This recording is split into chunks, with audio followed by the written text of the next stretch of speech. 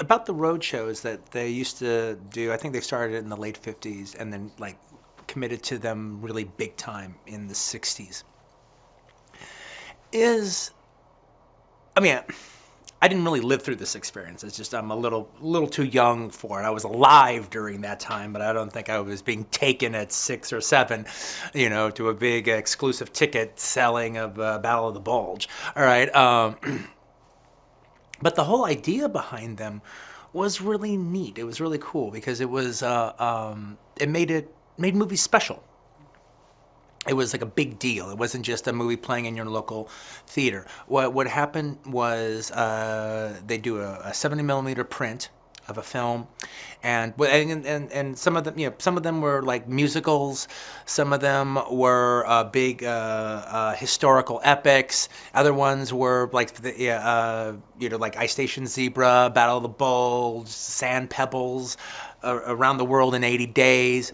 They would do these big productions where it would be before the normal release of the film. It would be a big premiere engagements, special tickets. It would be it would be more expensive than the regular movie. You get assigned seating, and then you go in to see the film, and you get a big old program, a big colorful program of the movie you were going to see, and it was a big presentation.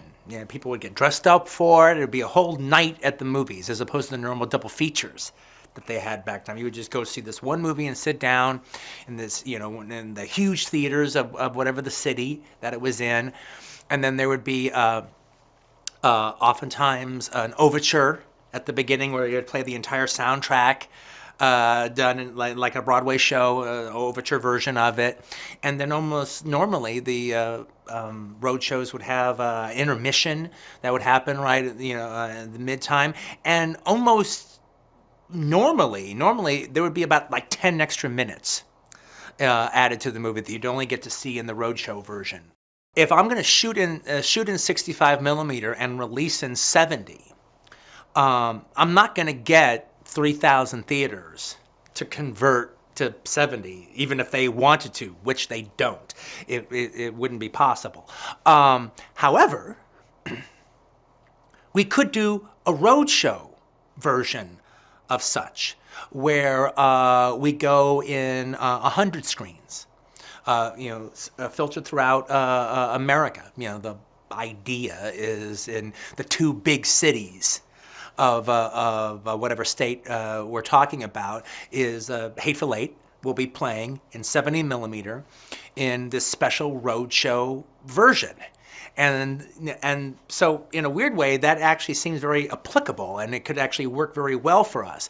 And it takes it out of just the whole Cineplex vibe that it actually is this big thing, and we're going into the bigger theaters that we can find. And in a lot of the cases, some of the ones that are still set up to do 70 are the old picture palaces that are still in existence. Most of the big towns have that one old theater that is still in business. Maybe maybe it's a concert venue now. Maybe it's something else now. But a lot of the places that we can do that in are some of those old classic movie theaters. And the places that aren't set up to do it work together with the Weinstein companies, and we're setting them up. We're creating our own situations, and we're creating our own venues to show 70 millimeter. By shooting it in 65 millimeter, I'm guaranteeing to some degree or another there will be 70 millimeter film prints out there in the world screening for people who care. 24 frames a second flickering through the projector, creating the illusion of movement.